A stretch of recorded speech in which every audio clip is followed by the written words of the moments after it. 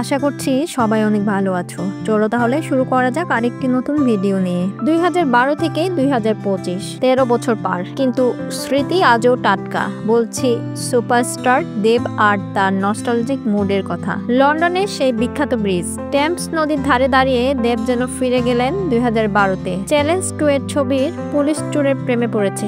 গানটা শুট করা হয়েছিল এখানে। এবার সেই একই জায়গায় চলছে প্রজাপতি 2 এর শুটিং। ছবি তুলতে তুলতে যেন পুরনো স্মৃতি ভেসে উঠল। কেমন করে গানটা তৈরি হয়েছিল, কত মজা হয়েছিল সেই 3 দিনের শুটে।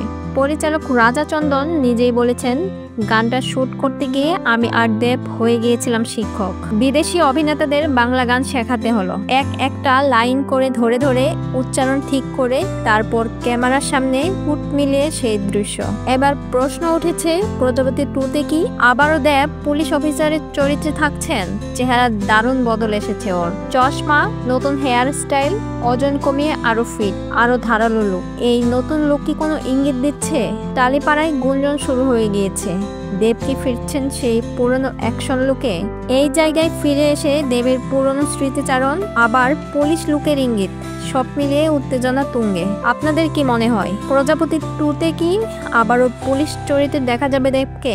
কমেন্ট করতে ভুলবেন না। আর ভিডিওটি ভালো লাগলে অবশ্যই লাইক, কমেন্ট এবং সাবস্ক্রাইব করবেন। আজ এই পর্যন্তই, ভালো থাকবেন।